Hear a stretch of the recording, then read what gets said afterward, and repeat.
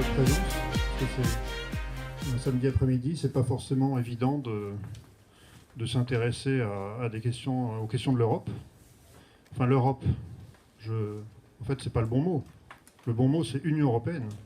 Parce qu'il faut bien faire la distinction entre l'Europe, qui est un continent, un fait historique et géologique, on ne peut pas revenir dessus, alors que l'Union européenne, il ne faut pas oublier que c'est un projet politique. Et ça, on a tendance à l'oublier. Donc, qui dit projet politique, dit que on peut en parler et en débattre. Alors, ce qu'on va vous présenter ici, je tiens à vous prévenir que ce n'est pas une conférence de politique politicienne, c'est avant tout vous présenter des faits. Ce n'est pas une théorie ou une doctrine, ce sont vraiment des faits. Et vous allez voir que, très probablement, enfin plutôt très certainement malheureusement, ce qu'on va vous expliquer de la construction européenne est très loin de l'idée que vous en faites. Et je peux même dire que, pour en avoir même discuté avec des sénateurs et des députés, alors pas les personnalités de premier plan qu'on voit depuis 10, 20, 30 ans. Je parle de sénateurs qui sont à leur premier mandat ou de députés à leur premier mandat. Je peux vous garantir qu'ils ne maîtrisent pas ces sujets. Les autres savent comment ça se passe, mais ceux qui sont, on va dire, sur leur premier mandat, ne savent pas. Et je vous garantis qu'à la sortie de cette conférence, vous en saurez plus que beaucoup d'entre eux. Donc, demandez-vous d'ailleurs durant la conférence, est-ce que vraiment ce qui vous est présenté correspondait à l'image que vous faisiez de l'Union européenne? Moi, je sais que certainement, ce n'est pas l'image que vous en avez. Pourquoi aucun média, aucun syndicat, aucun parti politique ne vous explique ça comme ça? Et aussi, demandez-vous, peut-être par jeu, par quels éléments vous pourriez contredire ce qu'on va vous présenter. Alors, on va vous faire passer des documents parce que ce qu'on va présenter n'est pas du tout secret, c'est tout à fait officiel. Et ce qui se passe, c'est quand on présente des choses qui sont à la fois complexes et dérangeantes pour le système, le seul argument qui vient en face, c'est complotisme. Donc vous allez voir si ce qu'on présente, c'est du complotisme. Alors, on va aussi, au niveau du fonctionnement, on va faire une première partie de la conférence où on va présenter en fait les mécanismes de fonctionnement de l'Union européenne à l'échelle de la nation. Donc ça concerne aussi bien la métropole que les DOM. Et la seconde partie, on va vous présenter la mise en application concrète de ce fonctionnement sur un cas concret en Guadeloupe. Donc s'il y a des questions qui vous viennent durant la conférence, retenez-les pour plus tard. Peut-être d'ailleurs qu'au fil de la conférence, vous allez avoir les réponses. Et puis on va essayer un peu d'interagir. C'est-à-dire que je vais essayer de vous poser des questions un peu sous forme de test de connaissance. Alors vous allez lever le doigt pour ne pas souffler les réponses et vous allez voir un peu le niveau de connaissance de la population moyenne. Donc je vais commencer déjà par demander qui parmi vous a un brevet de secouriste. Donc 1, 2, 3, 4, 5, c'est pas mal. Bon, parce qu'on risque d'en avoir besoin. C'est vrai. Non, mais vous allez voir, je ne plaisante pas. Alors, on va faire un petit tour d'horizon de choses que personne ne conteste. C'est des problématiques qui se posent actuellement, enfin depuis quelques années. Donc, vous êtes tous au fait, enfin ça, on va dire, c'est des faits que personne ne conteste, on va dire. On est tous d'accord là-dessus. Baisse des remboursements de sécurité sociale, dégradation continuelle des pensions de retraite, privatisation des biens et services publics. Actuellement, on parle beaucoup du cas d'aéroport de Paris. Il y a eu précédemment la Française des Jeux, mais on finit par l'oublier, vous voyez, ça tourne. La stagnation des salaires, le gel du SMIC, la baisse des APL, etc. L'augmentation de la CSG, la casse du droit du travail. Alors, il n'y a pas que la loi El Khomri, mais c'est la plus récente en fait qu'on a en tête, mais il y en a d'autres. Le prélèvement à la source de l'impôt sur le revenu, ça c'est passé. La flambée des impôts et taxes sur nous tous. La baisse des dotations globales de fonctionnement dans les collectivités. La fermeture de services publics. Les travailleurs détachés, ça on en reparlera un peu plus en détail. Le harcèlement des automobilistes. Le harcèlement fiscal. Le glissement progressif vers la privatisation de l'enseignement, avec notamment la loi Blanquer. la fin programmée des professions réglementées. Alors on a eu les taxis il y a quelque temps, et puis en ligne de mire, il y a les notaires, les pharmaciens, les médecins, etc. Les avocats. Il n'y a aucune profession en fait qui est à l'abri de ça. Les cols blancs ne sont pas du tout à l'abri de ça. C'est-à-dire qu'on part des plus bas niveaux, on va dire, d'un point de vue social, donc c'est les gilets jaunes, et on remonte progressivement. Donc en fait, on est tous des gilets jaunes en devenir. Alors, bon, je m'arrête là sur la liste, mais bon, vous voyez, on est tous concernés par un ou plusieurs items de cette liste. J'aurais pu la continuer à l'infini. Le sujet n'est pas là, c'est juste qu'on se mette un peu dans l'ambiance, d'accord? Donc toutes ces réformes, elles sont vécues par le peuple français comme des régressions. Alors, la question, bien sûr, c'est d'où viennent ces réformes? Alors, il est intéressant de revenir sur une définition qu'on peut trouver sur le terme réforme. C'est un changement qu'on apporte dans les mœurs, les lois, les institutions, afin d'en obtenir de meilleurs résultats. C'est pas ce qu'on a, hein. En fait, ce qu'on appelle réforme, c'est plutôt des destructions ou des démolitions. Vous êtes d'accord? Ça colle pas avec cette définition. Mais ça, c'est typique de l'époque dans laquelle on vit, où les mots n'ont plus le sens étymologique, et on arrive même à des manœuvres un peu perverses, où finalement les mots, le sens est inversé. Ou alors, on les change. Par exemple, un aveugle, c'est un malvoyant. C'est-à-dire qu'il n'y a plus aveugle dedans, il y a qui voit. Vous voyez, c'est complètement paradoxal. Et il y a plein de choses comme ça, où en changeant le sens des mots, finalement, on n'arrive plus à penser de ce qu'il y a derrière, à ce qu'il y a derrière. Alors, il y a quelque chose qui est derrière ces réformes, où tout au monde tient pas. Allô? Oui. C'est le Programme national de réforme, le PNR. Alors, levez la main parmi vous, ceux qui ont déjà entendu parler du PNR, Programme national de réforme. Voilà. Alors, le Programme national de réforme, c'est un document, c'est un petit pavé, oui, et qui, en fait, il n'est pas du tout caché, il est en accès libre sur Internet, sur le site du gouvernement, et il est publié chaque année par les services du Premier ministre. D'accord? Alors, on a des traces qui remontent à 2005. C'était très sommaire au début comme document. Et puis après, on a des documents qui sont sur, vous voyez, sur 2 ans. Et puis après, ça devient des documents annuels. Vous voyez, 2016, 2017, 2018. Alors le 2019 est paru il y a très peu de temps. On aurait pu l'extraire, mais c'est la même logique. Donc dans ce programme national de réforme, aucun média n'en parle, hein. On va prendre au hasard le calendrier de publication en 2017. Il s'est passé quelque chose en 2017? Vous vous souvenez un peu? Il y a eu une élection présidentielle. D'accord. Donc, on a le premier tour des présidentielles le 23 avril 2017, le deuxième tour le 7 mai 2017, et donc avec une passation de pouvoir précisément le 14 mai. Et puis après, on a les législatives en juin. D'accord? Et donc, comme je vous disais, le PNR, Programme national de réforme, est publié chaque année. Et donc, en 2017, il a été publié, comme chaque année, en avril, le 28 avril.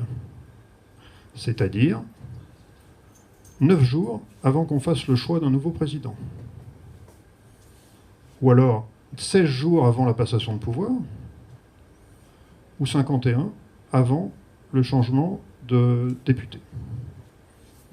C'est un peu intriguant. Mais vous allez me dire, bon, techniquement, il a encore 16 jours pour faire des réformes. Oui. Donc, il a 16 jours pour faire ça. Alors, je croyais que la France était un pays qui n'était pas réformable et que nous étions des Gaulois réfractaires. Alors, seconde hypothèse, bah, il n'en tient pas compte. Il n'est pas obligé. Ben, on va évaluer cette hypothèse, parce que si je vous en parle.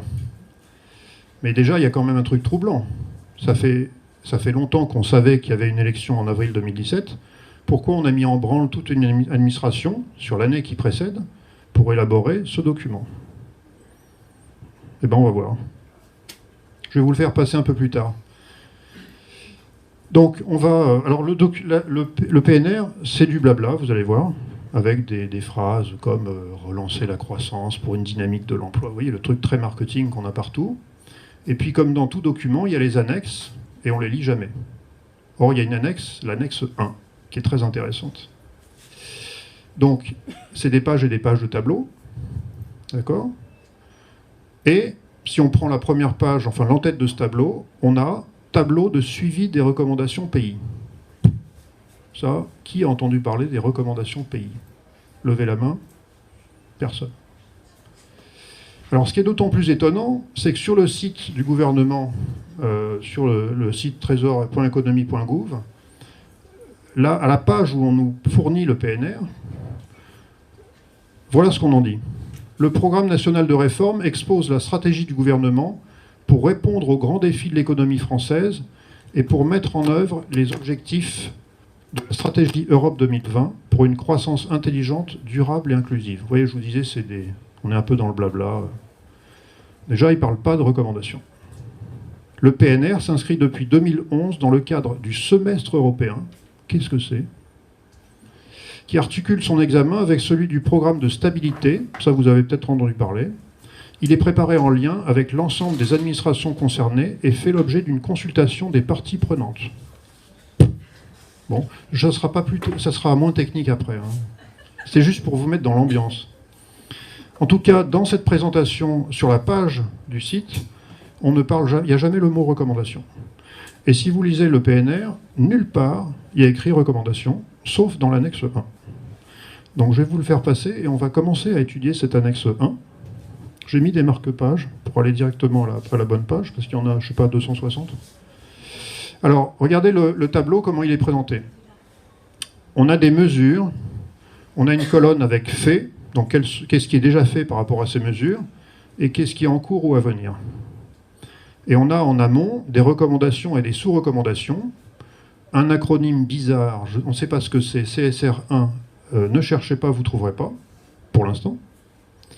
Et donc la mécanique, c'est la suivante, c'est qu'on a des recommandations et sous-recommandations qui sont présentées, qui donnent lieu à des mesures, et qui sont soit faites, soit à venir. Et ça, je vous le répète, c'est 9 jours avant le second tour. D'accord ?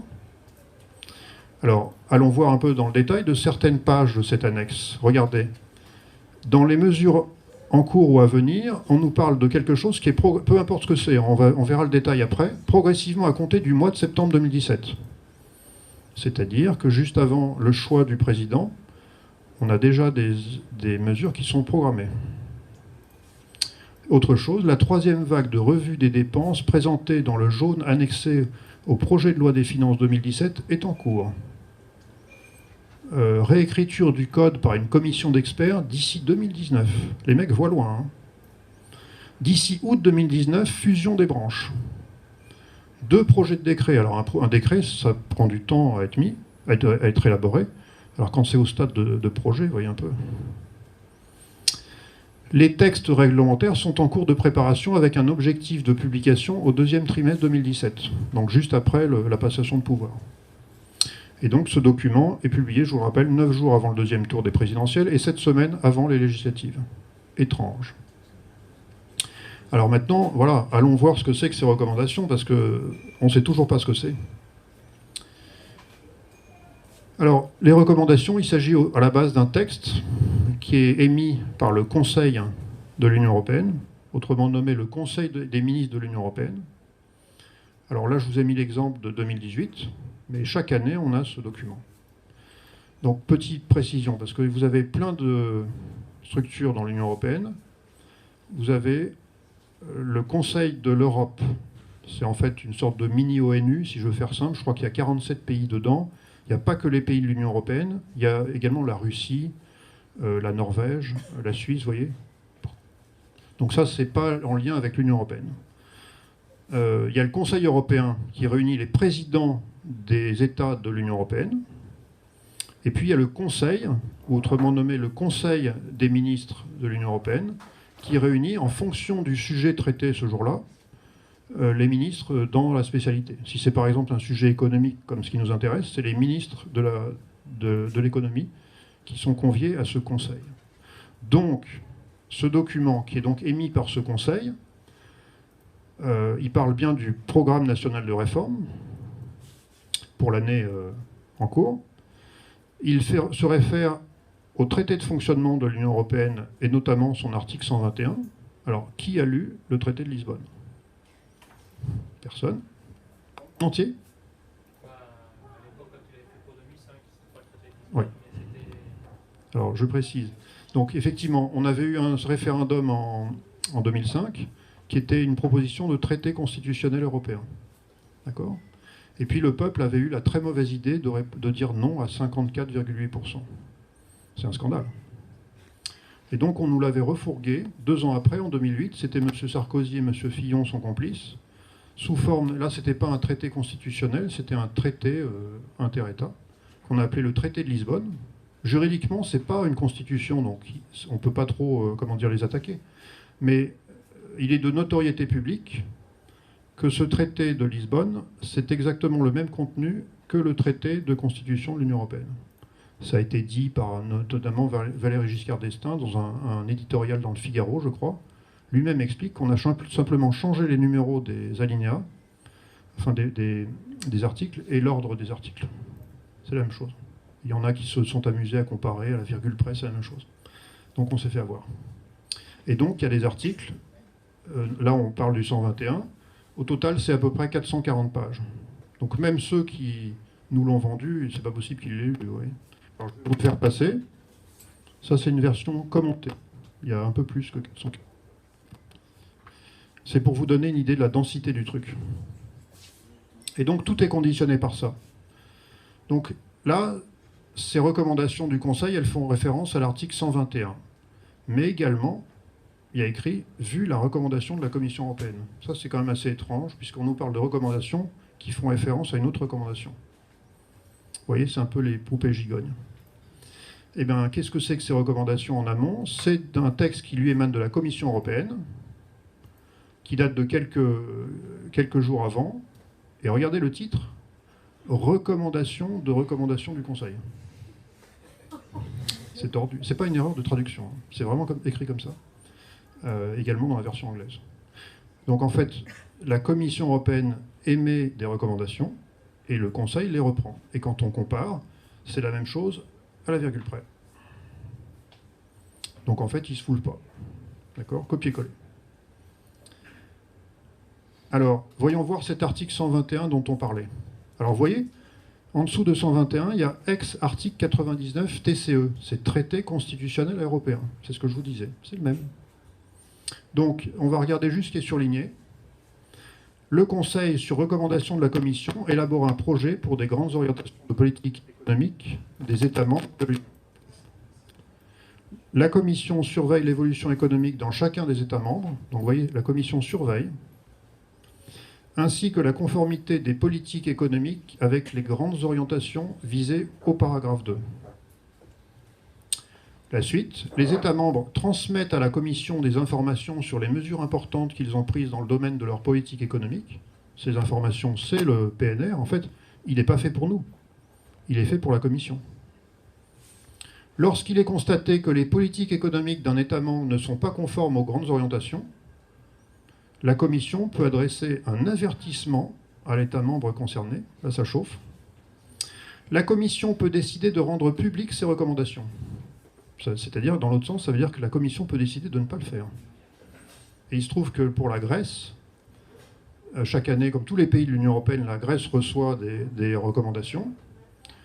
Et pour la Grèce, il est régulièrement inscrit, alors je vous le lis texto, pour éviter la duplication, il n'y a pas de rapport spécifique pays pour la Grèce, car elle fait l'objet d'une surveillance politique renforcée dans le cadre d'un programme d'ajustement économique. Voilà. C'est ça la démocratie. Pardon, il y a la suite. Ça c'est intéressant. Le Conseil statue sans tenir compte du vote du membre du Conseil représentant l'État membre concerné. Alors il faut la relire, mais vous comprenez que on est en train de dire que le Conseil réunit, dans ce cas-là, les ministres de l'économie, et le ministre de l'économie d'un pays X, on va dire au hasard la France, il n'a pas son mot à dire. Quand le sujet, quand il estime que ça concerne la France. Donc en fait, il n'a pas besoin d'y aller. Et en fait, il n'y va pas. Il envoie des délégués ou c'est des fonctionnaires qui font le boulot. Donc vous voyez, c'est complètement fumeux. Mais ils sont d'accord. Hein. Alors, je résume. Les recommandations, il faut les considérer, c'est la même chose que les grandes orientations de politique économique. L'acronyme, c'est GOPE. On va souvent réutiliser cet acronyme. On parle bien de la même chose. Alors, vous avez compris la mécanique. Commission européenne qui émet des conseils, qui émet des recommandations pour le Conseil de l'UE et qui les transmet aux États. Et à chaque fois, il n'y a pas de correctif. C'est exactement le même texte. Croyez-moi. Conformément au traité de Lisbonne, donc l'article 121, les GOPE sont élaborés chaque année par la Commission européenne pour le Conseil de l'UE, qui les reprend et les transmet tels quels à chacun des États membres de l'UE.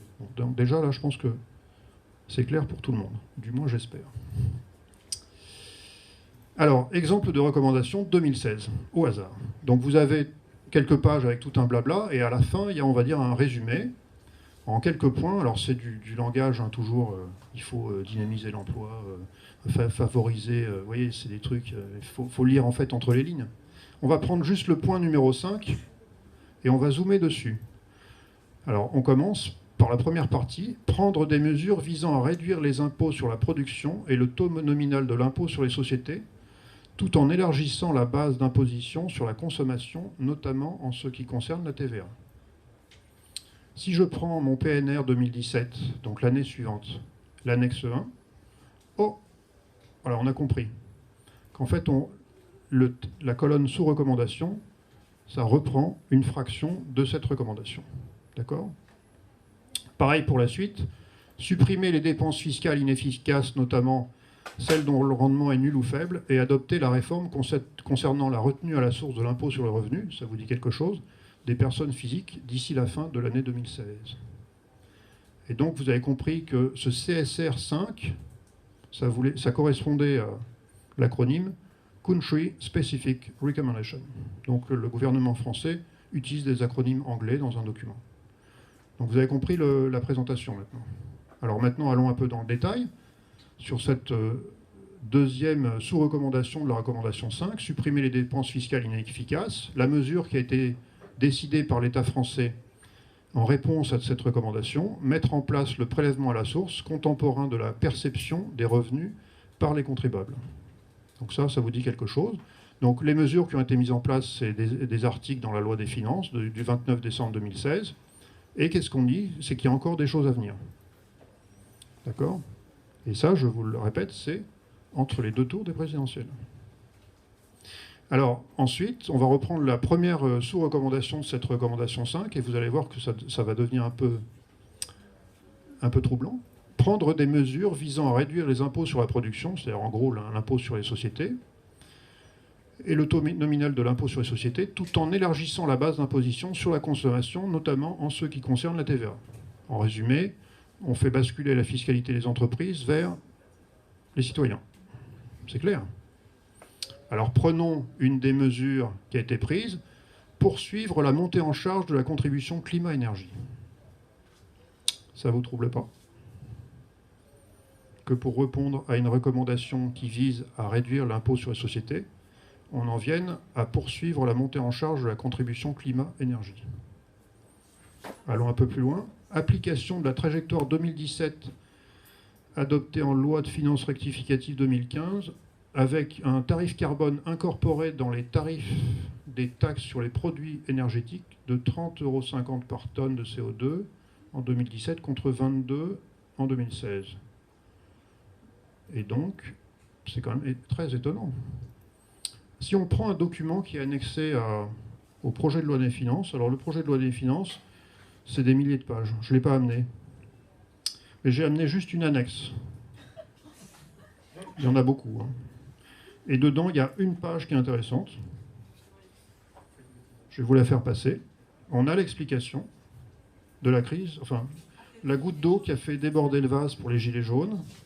C'est-à-dire qu'il est écrit en toutes lettres dans ce document annexe au projet de loi des finances qu'on parle du CICE.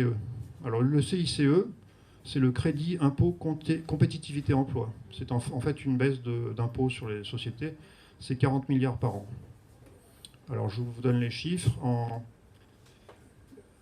ça va être capté majoritairement, enfin la moitié de ces 40 milliards vont être captés par les entreprises du CAC 40. En 2017, elles ont reversé 47 milliards de dividendes. Et en 2018, elles ont reversé 57 milliards de dividendes. En gros, c'est le CICE qui a payé ces dividendes. Et alors, ce qui est assez amusant, c'est que c'était censé préserver l'emploi, enfin, aider au maintien de l'emploi. Eh bien, il y a un rapport qui nous dit, enfin une étude, qui dit que le CICE aurait permis de maintenir au mieux 100 000 emplois. Cela revient à 200 000 euros par emploi par an. Donc ça fait cher de l'emploi préservé. Et ça n'a pas été écrit par n'importe qui. Ça a été fait par France Stratégie, qui est une institution rattachée au Premier ministre. Donc eux-mêmes reconnaissent que cette mesure a coûté une blinde. Pour rien. Mais c'est nous qui payons. Et donc ces baisses de prélèvements sont partiellement contrebalancées par la poursuite de la montée en puissance de la fiscalité sur le tabac et de la fiscalité écologique. Et on nous a dit que c'était pour la transition. C'est assez bien joué. Alors c'est vrai que certains ont dit que dans les Macron Leaks, les mails qui avaient été révélés de l'équipe Macron, il y avait ça. Mais on pourra toujours nous opposer que les mails, ils ont été rédigés par... Vous voyez, c'est un peu facile à falsifier. Alors que là, ça va être difficile de contester ce que je vous fais passer. Ça, c'est vraiment un document officiel et c'est écrit noir sur blanc. C'est l'extrait que je vous ai mis là, page 70 du RESF 2019.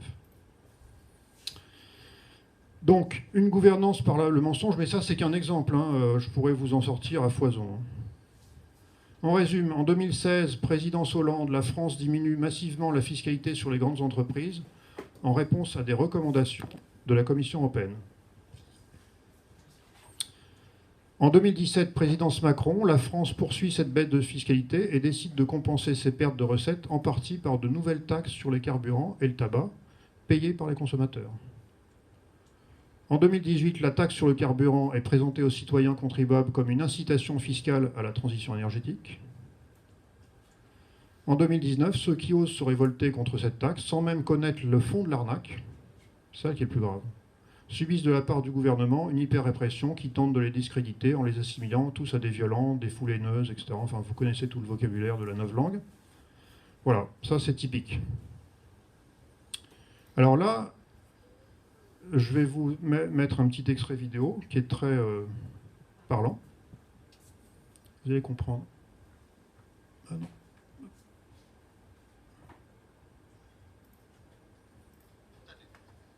La rencontre est dirigée par Claude Barthelone, le président de l'Assemblée nationale. Sont présents Pierre Moscovici, ministre de l'économie, et Bernard Cazeneuve, alors en charge des affaires européennes. La parole est maintenant à Madame Viviane Reding, vice-présidente de la Commission européenne. Devant tout ce beau monde, la commissaire européenne va être très claire.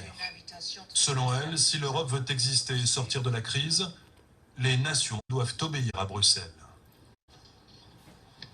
On a perdu beaucoup de temps. On a perdu 10 ans pendant lesquels on n'agissait pas parce qu'on ne voyait pas la nécessité d'agir en commun. Et il est grand temps de refaire ce temps perdu parce qu'on a vu ce que ça nous coûtait de ne pas avoir mis en place les instruments nécessaires à pouvoir intervenir. Il faut lentement mais sûrement comprendre qu'il n'y a plus de politique intérieure nationale. Il n'y a plus que des politiques européennes qui sont partagées dans une souveraineté commune. Alors déjà, vous voyez, ça ne les choque pas d'entendre ce discours. Vous allez comprendre pourquoi. Souveraineté partagée, personne n'a pu expliquer ce que ça veut dire. Parce que la souveraineté, c'est lié à un peuple. Il n'y a pas de peuple européen. Il y a des Français, des Allemands, etc. Pour la petite anecdote, à cette réunion était présent M. Harry Chalus, qui était à l'époque député de la Guadeloupe. Il y a son discours sur le site du Parlement. Je pense qu'il aurait joué de la cornemuse, ça aurait été plus intéressant. Ça n'a aucun intérêt, il devait peut-être justifier les frais de déplacement. Mais pour vous dire que quand vous voyez les discours de ces gens, quand vous les regardez, ça ne les choque pas du tout, ils sont entièrement d'accord. Et vous allez comprendre pourquoi. Alors si on regarde les PNR un peu dans l'histoire, hein, vous imaginez le boulot que ça représente de confronter les PNR avec les GOPÉ. On peut remonter très loin, donc il y a des des lois qui vous disent quelque chose, loi El Khomri, ça évoque quelque chose, eh ben, c'est une mesure officiellement pour moderniser le Code du travail. Vous voyez, ça passe mieux de le présenter comme ça. C'est la loi El Khomri du 9 août 2016. Ça avait, souvenez-vous, c'est ça qui avait mis en route le mouvement Nuit debout. Et on en trouve trace dans le PNR 2016 à la page 135. Et ainsi de suite, on peut remonter dans le passé et on trouve toujours la corrélation GOPE-PNR. Alors, vous voyez, 2013, réforme de la décentralisation, c'était la loi du 27 janvier 2014, PNR 2014, page 94, mais qui s'en souvient? 2010, report de 2 ans de l'âge de la liquidation des pensions. C'est la loi de réforme des retraites sous Sarkozy. Alors maintenant, voilà, ça c'est la réponse classique, mais ce ne sont que des recommandations. Ça vient à tous les coups. Et d'ailleurs, c'est sûrement ce que vous vous dites parmi vous. Alors c'est l'argument qu'opposent les personnes n'ayant jamais lu le traité de Lisbonne, ni les GOPE, ni les PNR. Et comme je disais, ils sont nombreux, dans ce cas. Ne sachant même pas de quoi il s'agit et se fiant uniquement au sens littéral du mot recommandation. Alors on peut faire le parallèle, c'est comme si je vous disais, une ordonnance, vous êtes obligé de l'appliquer, parce que ordonnance, il y a ordre dedans. C'est pas ça en fait. Vous n'êtes pas obligé légalement de l'appliquer, mais comme vous avez confiance dans la compétence du médecin, finalement sa compétence fait autorité. Mais ce n'est pas une question réglementaire. Enfin, c'est un peu la même idée. Alors s'il y avait quelque volonté de s'opposer à la commission, on trouverait dans les PNR des termes tels que refuser, à négocier, sans objet, reporté, suspendu, etc. Eh bien on a cherché. Et ça a pris du temps. C'est jamais le cas. Jamais vous trouverez des mots comme ça ou des synonymes. L'étude comparative des GOPE et des PNR successifs montre que les gouvernements européistes français qui se succèdent sont pleinement consentants et ne remettent jamais en question les prétendues réformes lancées par leurs prédécesseurs. D'ailleurs, petite question, est-ce que vous pourriez me citer un acquis social qu'on aurait obtenu dans les 20 dernières années? Un petit effort. Alors, les 30 dernières années. Les accords binômes. Il n'y a rien. Alors voilà, effectivement, j'attendais ça. Les 35 heures, ça se discute. Parce qu'il y a débat, on va dire. Mais vous voyez, si on est capable de citer que ça sur 30 années, c'est quand même signifiant. Il n'y a plus d'acquis social depuis des décennies. Et ça, on ne s'en rend pas compte. C'est de la régression totale. La question du caractère obligatoire ou non des recommandations n'a donc pas lieu d'être. C'est ça qui est assez incroyable. Les faits le prouvent. Si un État est malgré tout tenté de ne pas suivre ces recommandations, il encourt de toute façon une amende de 0,2% de son PIB annuel. Ce n'est pas rien. C'est ce dont a été menacée dernièrement l'Italie. Et on peut vous montrer, il y a des articles du journal où on montre qu'ils se sont pliés en indiquant des réformes. Je crois qu'ils ont augmenté la TVA, enfin je ne sais plus le détail, allez voir sur notre site. Mais ça loupe pas. Alors, peut-être que certains d'entre vous doutent. Alors, on va voir. Peut émettre alors ce qu'on appelle ensuite une mise en demeure, si la recommandation n'a pas été suivie des faits, qui de nouveau demande aux États membres de converger vers des cibles budgétaires plus raisonnables. Et puis si ce n'est toujours pas le cas, alors on peut se mettre en place des mécanismes de sanctions financières qui peuvent aller jusqu'à une amende de 0,2 points de PIB pour les États membres de la zone euro uniquement. Pour la France, ça représenterait 4 milliards d'euros, à peu près. La France sous surveillance. C'est ici, dans ces couloirs anonymes, où se succèdent des bureaux étroits, que se joue donc une amende de 4 milliards d'euros que nous aurions à payer. Le scénario, hélas, est possible. La France, comme 11 autres États européens, est dans la catégorie des mauvais élèves. Depuis mars 2013, la Commission peut demander à modifier les projets de budget de ces États avant même leur adoption par le Parlement. Nicolas Philipponnet, 32 ans, sorti de nos grandes écoles, est l'un des 15 spécialistes de la section France, celle qui scrute jour après jour notre économie. Il y a un travail qui est plus au jour le jour, qui est un travail de surveillance en fait. Chaque fois qu'il y a une décision qui est prise, une orientation, très souvent les dirigeants européens veulent soit se prononcer, ont des rencontres très régulières avec les autorités françaises, et donc ils nous consultent pour qu'on puisse leur donner notre vision des développements récents ou des politiques qui sont prises. La section France ne fait pas que surveiller. Elle conseille, elle suggère, elle propose des sanctions. C'est grâce à ce genre de dossier que Joachim Almunia fait la leçon à Bruno Le Roux. C'est un texte qui est un peu plus long. On parle des trajectoires des déficits publics, on parle de réforme des retraites, on parle de chômage des jeunes, on parle du fonctionnement de Pôle emploi. Pour la France, en 2012, donc il y avait cinq recommandations. Extrait du dossier France, préparé par Nicolas Philipponnet, 32 ans. Les procédures applicables au licenciement continuent d'engendrer des coûts potentiellement importants pour les employeurs. Autrement dit, en France, les salariés sont trop protégés lorsque les entreprises veulent licencier. Ou bien encore, les allocations de chômage pour les travailleurs plus âgés et notamment leur durée pourraient constituer des incitations limitées à travailler. En clair, il faudrait réduire la durée de ces allocations.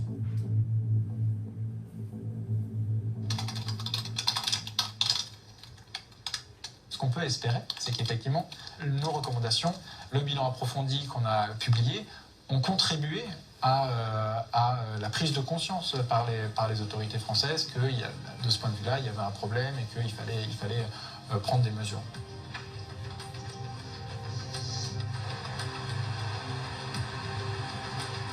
Dans le meilleur des mondes de Bruxelles, des technocrates, loin du terrain et des réalités sociales, décident sur un ordinateur comment doit évoluer notre régime des retraites ou le système d'allocation des chômeurs. La matrice de notre politique n'est plus à l'Élysée ou à l'Assemblée nationale, mais ici, dans ces immeubles froids.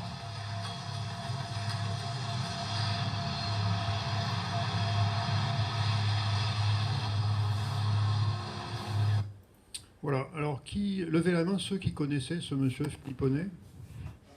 Oui. Imaginez si on le voyait au journal de 20h dire qu'est-ce qu'il recommande à la France, le scandale. Ou alors dire que cette vidéo a été faite par Poutine et son complice Maduro. Enfin, vous voyez, il n'y a pas moyen de contester ça. Alors, je reviens sur le calendrier de publication des PNR des GOPE, puisque maintenant vous êtes habitués à ces acronymes. Donc, on avait le PNR 2017, le 28 avril 2017, qui est donc en amont, ce qui le génère, on va dire, c'est les GOPE 2016, qui avaient été publiés en mai 2016. Et puis, ça, c'était les recommandations de la Commission, avec sous-jacente celle du Conseil. Et puis, en mai, le 22 mai 2017, il y a les GOPE 2017, qui vont amener, en avril 2018, au PNR. Et cette succession, comme ça, c'est un roulement. C'est-à-dire qu'en fait, d'une recommandation d'une année sur l'autre, on ne change pas de trajectoire, vous voyez, c'est toujours dans la même logique, et on renforce certains points, vous voyez. Donc c'est un roulement continu. Et ça va à tel point qu'il y a un document. Il y a un document, alors je suis désolé, il n'existe qu'en anglais. C'est dommage. D'ailleurs, c'est à se demander, quand le Brexit sera effectif, est-ce que la langue anglaise sera toujours utilisée dans l'Union européenne? On ne s'est pas posé cette question. Alors ça s'appelle, c'est un document de travail de la Commission, ça s'appelle le Country Report France 2019. Et donc il y a un document comme ça qui est envoyé à chaque État. Vous voyez, je vais vous le faire passer. Il y a, je sais pas, 200 pages. C'est comme un bulletin scolaire. On a des tableaux avec progrès, avec les country specific recommendations. Oui, peut mieux faire. Et puis on a des tableaux comme ça, où pour chaque recommandation de l'année précédente, on nous met progrès limité, quelques progrès, comme à l'école. Je n'invente rien. Et puis voilà, il y a des trucs, no progress, substantial progress, voilà.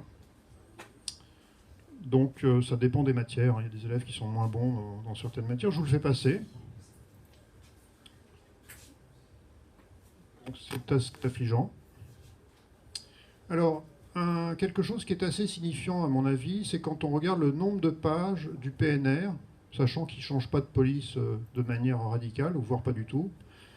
Au début, comme je vous l'avais dit, c'était des PNR pluriannuels, et vous voyez, il y a une inflation continuelle. Donc ça a quand même un sens.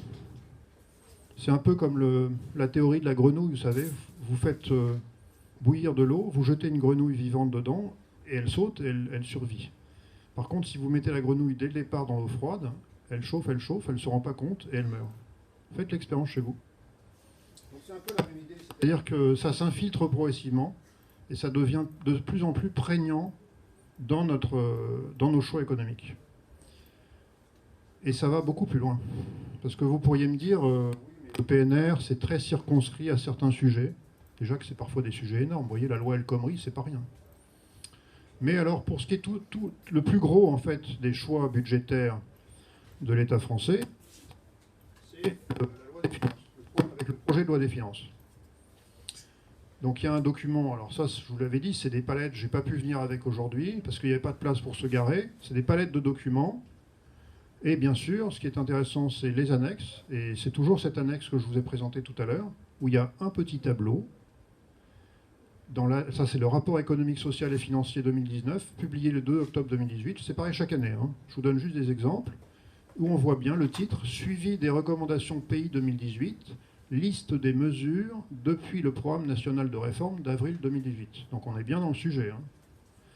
On voit bien nos Country Specific Recommendation numéro 1, les GOPE 2018. Vous retrouvez le détail des recommandations et des sous-recommandations.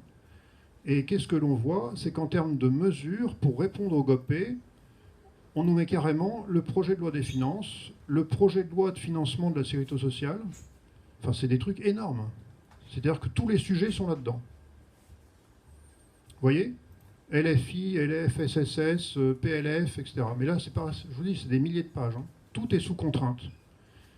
Impôts, TVA, taxes, prélèvement à la source, RSA, prime d'activité, SMIC, CICE, TICPE, fiscalité écologique, CSG, minimum vieillesse, retraite, ISF, IFI, sécurité sociale, AAH, APL, CAF, financement des services publics, des écoles, des hôpitaux, de la justice, des pompiers, de la dépendance, des chômages, etc. C'est là qu'est scellé le sort de tous ces sujets, tout en étant donc sous la contrainte des GOPE. Donc vous voyez un peu le degré de pénétration, si je puis dire, des GOPE dans nos choix stratégiques. Alors, les GOPE, vecteurs de l'harmonisation, parce que c'est ce qu'expliquait ce monsieur Philipponnet tout à l'heure. Je précise que le fonctionnaire européen que vous avez vu tout à l'heure ne paye pas d'impôts. C'est bon à savoir quand celui dit qu'il faut augmenter la TVA. C'est intéressant. Donc, un petit exemple qui est très parlant, c'est le cas des salaires minimums. On pourrait parler d'autres sujets, mais on va se focaliser là-dessus.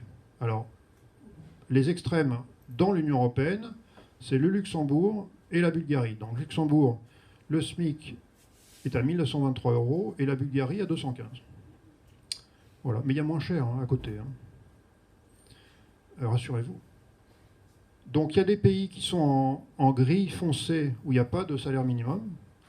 Et puis il y a des pays comme l'Allemagne où il y a des salaires minimums dans certaines branches, je crois l'automobile et certaines branches de l'agriculture. Vous voyez? Alors, en fait, entre la Bulgarie et le Luxembourg, il y a un rapport de 1 à 9. C'est pas mal. C'est-à-dire que pour le prix d'un luxembourgeois, vous avez 9 Bulgares. C'est pas mal. Et donc, comme il n'y a pas de frontières et que c'est la même monnaie, alors je ne suis pas sûr que les Bulgares fassent concurrence aux conseillers financiers qui sont au Luxembourg. Et c'est pareil entre les Portugais et vous voyez, les Portugais, 618 €, la France, 1467. Donc vous voyez déjà, pour un Français, vous avez un peu plus de 2 Portugais. Vous voyez? On compte en unités comme ça. C'est des objets, c'est plus des humains. Donc si on prend l'échelle du coût des salaires, le coût de la main-d'œuvre. Donc vous avez aux deux extrêmes la Bulgarie, où vous avez en gros, on va dire, c'est 5 € au total de coût pour 1 heure de main-d'œuvre. Et puis, au Danemark, vous avez en gros 42 €. Voilà. Et donc là, tout à l'heure c'était le salaire minimum, là c'est le salaire, le coût horaire de la main-d'œuvre, là c'est un 1 pour 8,5. Donc vous avez, pour le prix d'un Danois, vous avez 8,5 Bulgares. C'est bien quand on a à faire des travaux, ça va plus vite. Alors, qu'on soit bien d'accord sur cette présentation, c'est que la partie sombre, c'est le salaire net, on va dire. Et puis la partie bleu clair, c'est les coûts. Alors, là, il faut bien être précis en termes d'appellation. Comment est-ce qu'on appelle ça? Dans les médias, si vous écoutez, on vous parle de charges. Et donc, on vous dit, on paye beaucoup de charges en France. Mais il faut quand même jamais oublier que ce sont plutôt des cotisations. C'est-à-dire, on prend sur votre salaire quelque chose qui va financer, en fait, c'est un salaire différé, puisque vous allez en bénéficier sous forme d'école, soins, retraite, etc., etc. Mais on nous le présente toujours sous forme de charge, parce qu'une charge, ça pèse, vous voyez. Donc ça dépend comment on le regarde. Parce que le Bulgare, il aimerait bien avoir autant de charges qu'un Danois, parce qu'il a des prestations dégueulasses en face, vous voyez. Mais nous, on nous parle de charges. Et donc, tout à l'heure, vous allez comprendre un peu ce discours permanent. Alors ça amène, comme je vous disais, le sens des mots, finalement, on l'oublie un peu. Si vous écoutez bien les Gilets jaunes, certains revendiquaient, et c'était écrit dans leurs revendications, on voudrait moins de charges sur les salaires et plus de services publics. C'est contradictoire. Mais vous voyez, ça veut bien dire qu'il y a beaucoup de gens qui n'ont plus le sens des mots en tête. C'est quand même assez signifiant. Et d'autant plus, alors on fait souvent la comparaison dans les grands journaux économiques, etc., sur les médias, on vous dit, ouais, la France a le record, parce que vous voyez, la France, on est cinquième. La France, il y a un record de charges, on paye trop de charges, etc. Eh bien, il y a un rapport qui existe, qui explique qu'en fait, la comparaison des charges d'un pays à l'autre n'a aucun sens. Puisqu'en fait, on n'évalue pas la même chose. En fait, les cotisations, puisque maintenant on va s'efforcer d'utiliser le bon terme, cotisation, c'est le reflet de la socialisation des dépenses. Alors aux États-Unis, on va dire, on est bien content parce qu'il n'y a pas de cotisation maladie, ou très peu. Donc c'est vrai que ça coûte moins cher, mais résultat, il y a 50 millions d'Américains qui n'ont pas de soins. C'est quasiment la population française. Donc qu'est-ce qu'on préfère? Alors eux, dans leur vision du monde, ça les choque peut-être moins que nous, mais nous, ce n'est pas notre système. Vous voyez? Et ce rapport qui dit que la comparaison du taux de cotisation d'un pays à l'autre, enfin eux ils appellent ça charge, il émane pas de n'importe qui, il émane du Conseil des prélèvements obligatoires de la Cour des comptes. Voilà. Donc on ne peut pas faire plus compétent. Hein. Donc gardez ça en tête, parce qu'après on va réévoquer ça, parce que ça c'est vraiment l'un des cœurs du problème. Alors, on a ce petit texte qu'il est intéressant de lire 2 fois pour bien comprendre ce que ça veut dire. En l'absence de possibilité de dévaluer la devise, donc on a la même monnaie, l'euro, les pays de la zone euro qui veulent redevenir compétitifs en termes de coûts se voient contraints de recourir à une dévaluation interne, compression des salaires et des prix, c'est-à-dire des cotisations. Hein. Ces mesures ont néanmoins leurs limites et leurs inconvénients, surtout en termes de croissance du chômage et de préjudices sociaux. Tu m'étonnes. Alors on la relit. En l'absence de possibilité de dévaluer la devise, les pays de la zone euro qui veulent redevenir compétitifs en termes de coûts se voient contraints de recourir à une dévaluation interne, compression des salaires et des prix.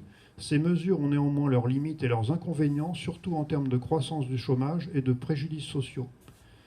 Qui a pu écrire ça ? C'est un club de syndicalistes de gauche, hein, vous voyez, des gars de la SNCF, ou des mélenchonistes même? Eh bien non, c'est la Commission européenne.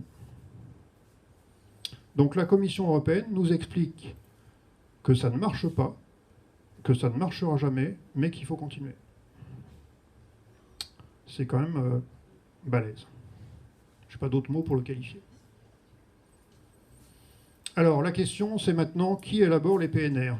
Quelqu'un l'a lu en entier déjà, le PNR, là, le temps de le faire passer, non? Quelqu'un plongé dans le TFUE. Après, il y a le TUE, hein. Il y en a 2 traités, hein. Attention. Hein. Alors, qui élabore les PNR, les programmes nationaux de réforme? Alors, il y a un service qui s'appelle le Secrétariat général des affaires européennes. Qui en a entendu parler déjà? Personne. Alors, oui. Alors, les missions du SGAE. Alors, le SGAE, en fait, cette dénomination lui a été donnée en 2005.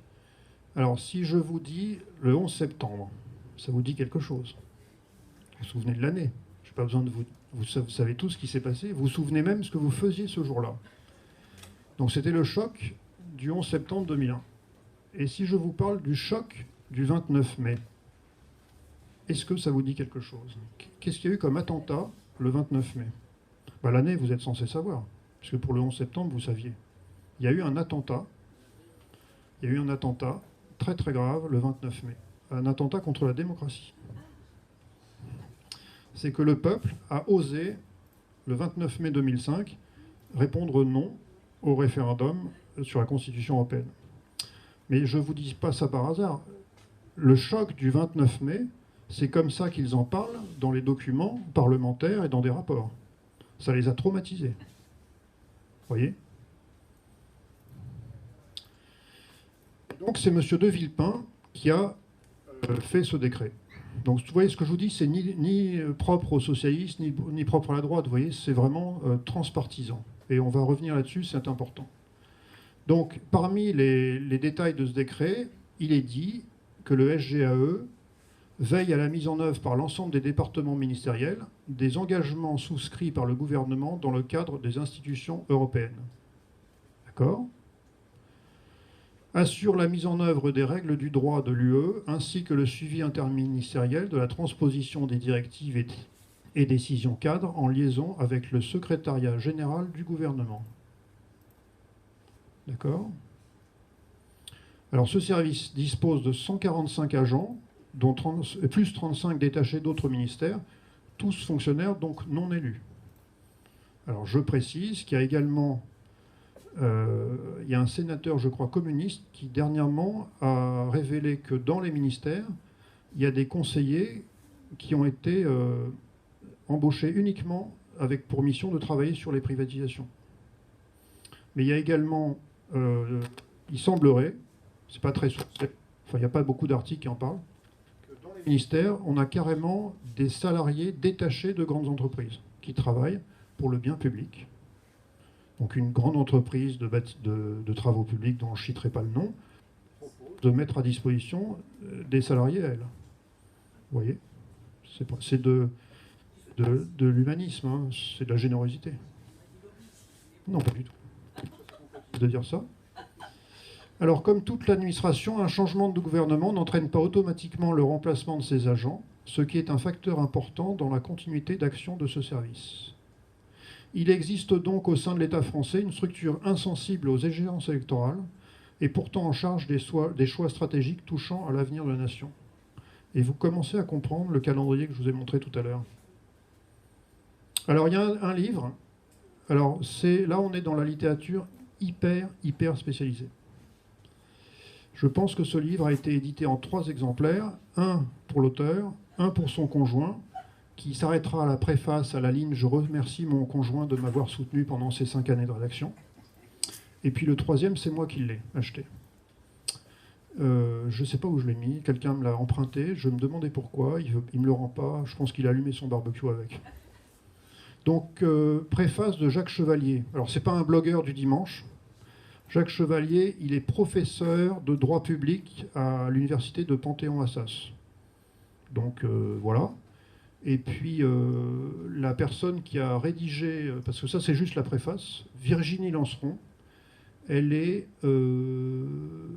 titulaire d'un master en recherche et en administration et politique publique. Donc vous voyez, c'est des gens qui savent de quoi ils parlent, mais c'est des noms que vous n'entendez jamais. Hein. Ben, vous allez voir ce qu'ils disent. Le SGCI, alors je précise, oui, parce que le SGCI, c'était la dénomination antérieure du SGAE. En gros, c'était la même structure. Je vous dis ce que voulait dire l'acronyme. C'était Secrétariat général de coopération interministérielle, ou quelque chose comme ça. Bref, c'est quelque chose qui a été créé dans les années 50 par Robert Schuman au départ pour dispatcher les fonds du plan Marshall. Et puis ça a aussi servi à... Alors allez voir sur le site upr.fr qui était Robert Schuman. Ça a aussi servi à créer le Comecon. Enfin, vous voyez, toutes les structures qui ont précédé l'Union européenne ont été en fait s'articuler autour du SGCI. Donc on parle de la même chose. Hein. Le SGCI, officine administrative au rôle inconnu et à l'importance considérable. Ouais, vous en aviez jamais entendu parler. Le SGAE est aussi une administration stratégique dans la mesure où il occupe une position d'interface entre la France et l'Union européenne. Le SGAE se présente comme une véritable administration d'état-major ou encore une administration du sommet de l'exécutif. Vous voyez, c'est quand même haut niveau. Il en résulte une nouvelle dimension qui fait de chaque fonctionnaire français un fonctionnaire communautaire, l'administration française tendant ainsi à se transformer en service extérieur de l'Union européenne. On vous l'avait expliqué, ça? Je crois pas. Alors, il n'existe plus aucun secteur de la vie gouvernementale et administrative dont l'Europe soit absente. Au moins, c'est clair. Alors, il y a un autre bouquin, plus facile d'accès, celui-là, on me l'a rendu, où il y a un chapitre sur le SGAE. D'ailleurs, je dois dire que si vous cherchez dans les journaux, aucun journal ne parle du SGAE. Il y a juste un article une fois dans La Tribune, je crois, qui évoquait la question cruciale de savoir si le SGAE doit dépendre de la présidence ou du Premier ministre. Et en fait, vous verrez que cette question n'a aucun sens. Donc je vous le fais passer, parce que dedans, on a des citations de ministres et de hauts fonctionnaires. Alors je ne vais même pas vous mettre les noms, parce que déjà, il y en a beaucoup, vous ne les connaissez pas, moi non plus d'ailleurs. Mais c'est juste pour vous donner un peu la teneur de leur discours. Le secrétaire général du SGAE est l'un des personnages les plus importants de la République. Ce petit État dans l'État. Le SGAE est un organisme qui n'est pas en prise avec l'opinion. C'est clair? La représentation permanente de la France auprès de l'UE ne doit pas sortir des lignes rouges définies par le SGAE. On reviendra sur cette notion de représentation permanente tout à l'heure. Ces deux rouages fonctionnent en vase clos, totalement déconnectés de la société civile. C'est un système endogène qui n'a pas besoin d'apport extérieur. Mais ce n'est pas fini. Il fonctionne d'autant mieux qu'il n'y a pas de parasitage, c'est-à-dire de citoyens, le peuple. Il faut oser. Ça, c'est des citations de hautes personnalités de notre pays. Alors, est-ce que vous connaissez ce monsieur? Qui le connaît? Levez le doigt. Alors, non, c'est pas le président de Groland. Vous ne le connaissez pas? Alors, on va voir un peu son CV, avant de voir son nom, parce que son nom vous dira quelque chose. Chef de cabinet de Jacques Delors, alors président de la Commission européenne. Il avait été ministre de l'économie de Mitterrand, Jacques Delors, d'accord? Donc, on va dire tendance gauche, on pourrait imaginer. Directeur adjoint de cabinet du Premier ministre Lionel Jospin, PS, contribue à préparer l'entrée de la France dans la zone euro. C'était sous la présidence Chirac, vous savez, la cohabitation. Secrétaire d'État aux affaires européennes, sous Sarkozy. Président de l'autorité des marchés financiers, sous Sarkozy et Hollande. Directeur général de la Caisse des dépôts et consignations, sous Hollande. Secrétaire général de l'Élysée sous Hollande, et c'est peut-être à cette période que son nom vous a été... enfin, vous l'avez entendu. Ambassadeur de France au Royaume-Uni, c'est son statut actuel. Donc là, c'est quand même un sacré CV. Quand Hollande le voyait, je pense qu'Hollande prenait des notes. Ouais. Donc vous voyez que, bon, à la limite, c'est un fonctionnaire, on n'attend pas de lui une position partisane. Donc il peut faire carrière, quel que soit le gouvernement. C'est important comme notion, même si ça n'a rien de choquant par rapport à son statut. Il avait déclaré, alors c'est Jean-Pierre Jouyet, ça vous dit quelque chose. Donc voilà, vous connaissez sa tête maintenant. Il avait déclaré, quand il était donc secrétaire d'État aux affaires européennes, il est quand même très baroque que le ministre en charge de l'Europe n'ait pas autorité sur la seule administration, le SGAE, qui traite des questions européennes. C'est un problème d'organisation politique. Tu m'étonnes. Vous voyez un peu? Donc ça, c'est tiré du bouquin Circus Politicus. Donc ça vous pose quand même le décor. Mais on a mieux. Alors, levez le doigt ceux qui connaissent. Plus facile. Bon, là, il n'y a pas tellement, quand même. Alors, députée. Oui, on l'a vu tout à l'heure dans la première vidéo. Députée européenne. Présidente de la Commission des Affaires étrangères de l'Assemblée nationale. C'était son statut quand on l'a vu dans la vidéo tout à l'heure avec Madame Reding. Ministre de l'Emploi et de la Solidarité, garde des Sceaux, ministre de la Justice, ministre délégué aux Affaires européennes, adjointe au maire, ça c'est un petit stage, secrétaire national du PS. Ouais, donc gros CV. Il lui manque juste le poste de présidente. Ouais, ou alors elle n'a pas fait commissaire européen, ça viendra peut-être. D'accord? Mais si je mets PS, c'est important parce qu'on va revenir tout à l'heure sur cette notion d'étiquette. C'est que vous allez comprendre que l'étiquette politique qu'on met aux gens, finalement, ça nous empêche de penser et de regarder au fond ce qu'il y a derrière. Et elle a été en annexe secrétaire générale du SGCI, qui était l'entité, le nom qu'on avait, comme je vous avais dit, avant que ce soit appelé le SGAE. Donc elle connaît les sujets européens quand même. Donc c'est Elisabeth Guigou. Peut-être. Qui ne l'a pas été? Alors, elle a présidé en 2008 une session de la commission trilatérale. Alors, la commission trilatérale, je vais vous en dire un minimum, parce que là, on touche à un sujet où on est tout de suite traité de complotiste. La commission trilatérale, on n'en parle jamais dans les médias, ça n'existe pas, d'accord? Mais ils ont leur site internet, leur page Wikipédia, et ils sortent des rapports. Mais ça n'existe pas. D'accord? Donc voilà le rapport de 2008, c'est la trilatérale commission. C'est le résumé du meeting. D'accord? Et donc Madame Guigou présidait une session de cette commission. Alors attention, c'est là que les secouristes vont devoir intervenir. Je vais d'abord vous faire une petite présentation d'un certain nombre de personnalités qui étaient présentes, enfin qui étaient présentes à cette session. Il y en a des pages et des pages. Hein. Il y a des noms inconnus, il y a des présidents de banques d'autres pays du monde, vous ne savez pas ce qu'ils font là. Mais c'est juste pour vous montrer l'éventail des personnalités et les horizons variés d'où ils viennent. Et vous allez voir où je veux en venir. Alors, Jean-Pierre Jouyet, c'est notre ami, on le connaît bien maintenant. Michel Cantu, ça vous dit quelque chose, ce nom? Alors voilà, quelqu'un me dit Parti Socialiste. C'est la première chose qu'on retient de lui. C'est lui qui avait remis un rapport à Sarkozy en 2004, donc président de droite, avec 110 pistes de réforme de la France. Réforme, vous savez ce que ça veut dire maintenant. D'accord? Edgar Buckley. Alors, c'est pas un guitariste. Ça vous dit rien. C'est normal, c'est un Britannique. Lui, son truc, c'est l'armement. Il était à l'OTAN, et maintenant, il est chez Thales. Donc, l'OTAN achète et utilise des armes, Thales les vend. Vous voyez, les Américains appellent ça les revolving doors, quand on passe d'un service à l'autre. Jean-François Copé, gros calibre. Président de l'UMP, député, ministre délégué au budget, avocat. Donc s'il restera dans l'histoire de ce monsieur, de ce grand monsieur, souvenez-vous, en tant que maire de Meaux, je crois, je ne l'ai pas mis, il est maire, hein, il avait dit que pendant le ramadan, les petits écoliers se faisaient arracher leur pain au chocolat par les petits musulmans. Voilà. Parce que ce jour-là, il fallait qu'ils ratissent un peu à droite. C'est passionnant.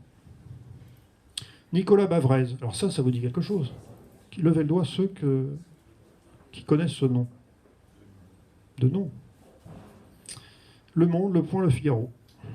C'est le genre de gars qui, sur les médias, vous dit il y a trop de charges, il faut baisser les charges, etc. C'est le discours permanent.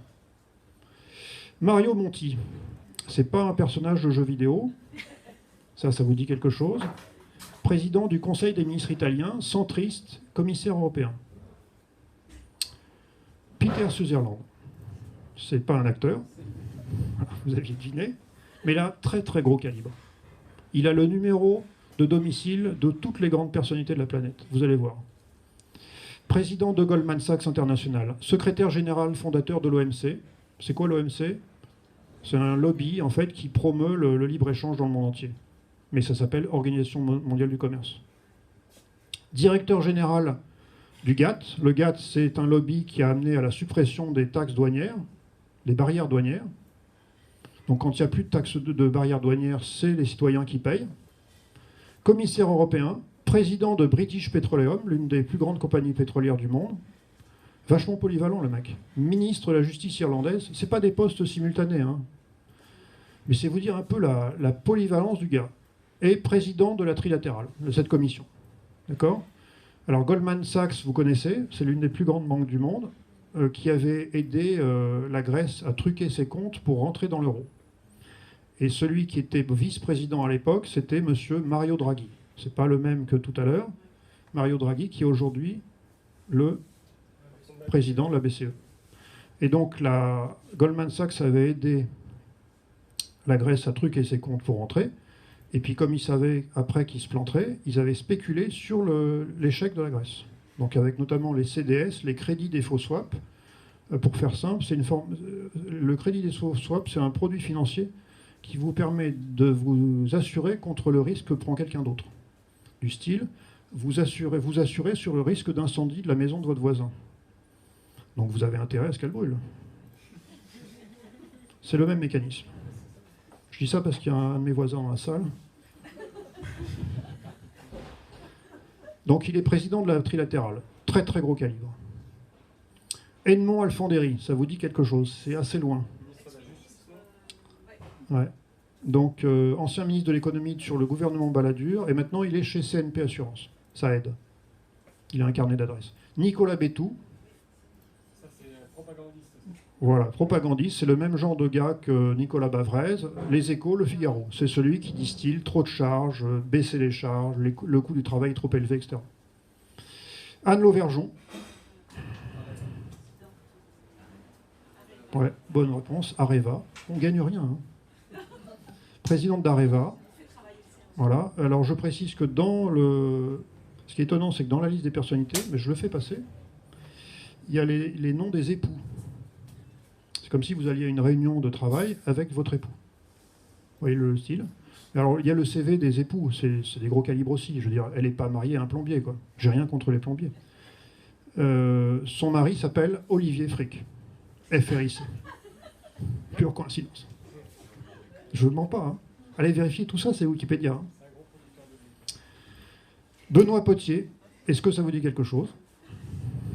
C'est plus difficile. Président d'Air Liquide. Alors la question maintenant, c'est qu'est-ce que des gens d'origine et de métiers aussi différents font ensemble? De quoi peuvent-ils bien discuter, à votre avis? Comment? Ils dînent, ils jouent au domino. Ils ont tout à fait le temps pour ça. Non, mais c'est quand même étonnant. Ils dealent. Ah, j'ai compris, ils dînent. Non, parce que dîner, c'est le dîner du siècle, c'est autre chose. Ils sniffent de la coke, peut-être, peut-être. Bon, alors on va voir de quoi ils ont parlé. Donc, Madame Guigou, ici présente, a présidé donc une de sessions, et c'est le rapport que vous avez en main. Le titre, c'était, attention, les secouristes, tenez-vous prêts, Saving Europe from the Tyranny of Referenda. Alors là, il y en a certains d'entre vous qui se disent, décidément, j'étais vraiment nul en anglais, c'est pas possible, donc je vous le mets en français, sauver l'Europe de la tyrannie des référendums. C'est écrit.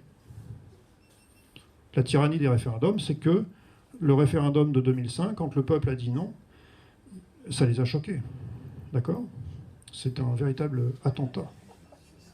Et donc, dans ce rapport, vous allez voir tous les éléments de langage qu'ils ont listés et qu'on nous sort à chaque fois qu'il est question d'un référendum. C'est écrit en toutes lettres. Donc, le peuple est trop bête, c'est des sujets trop complexes, ils ne comprennent pas. Le peuple, en fait, ne répond pas à la question, il répond contre celui qui la pose. Vous voyez, tous ces éléments de langage que vous connaissez, ben, ils sont listés dans ce rapport de la trilatérale. Voilà. C'est pas mal. Mais j'ai mieux. Vous allez voir. Donc je vous mets le lien hein, pour télécharger ce document, qui n'existe pas, on est bien d'accord.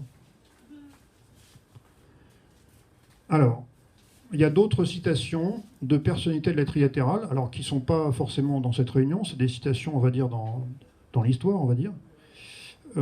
Alors là, je vous ai cité quelques personnalités. Il faut savoir que d'office, dans la trilatérale, il y a le directeur général de l'OMC et le secrétaire général de l'OTAN.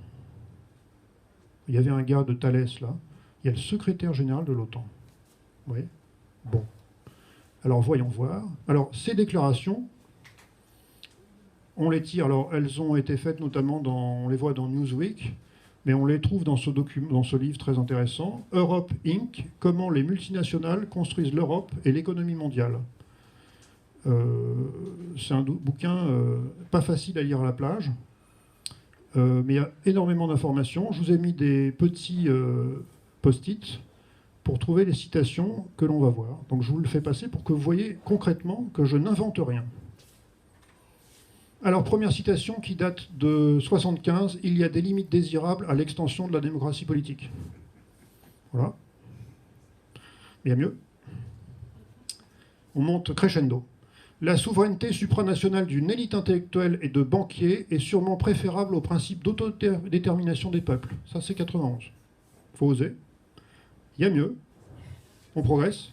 Quelque chose doit remplacer les gouvernements. Et le pouvoir privé me semble l'entité adéquate. Ça, c'est 99. Grosse bollocks, le mec. Hein. D'accord? Et on va s'arrêter là, sur la dernière. L'Europe doit devenir plus compétitive en déréglementant les marchés du travail. Et en refondant ces systèmes de protection sociale dispendieux. Maintenant, vous faites la relation entre les personnalités que je vous ai montrées tout à l'heure, les Nicolas Bétou, etc., qui nous assènent continuellement. Il y a trop de dépenses sociales, etc. Vous avez compris la mécanique? Parce que leur intérêt à eux, c'est que le coût du travail soit globalement le moins cher possible. Seulement, le truc, c'est que cette politique, elle est totalement récessive. Parce qu'à force de baisser les salaires des gens, ils n'ont plus de quoi acheter leurs produits. Donc il y a un truc qui ne va pas à terme. Et ça, ils s'en foutent. Alors ce gars, vous le connaissez? Il a l'air sympa. Vous le connaissez forcément. Non? Vous, madame, vous le connaissez pas? Ça m'étonne de vous. Comment?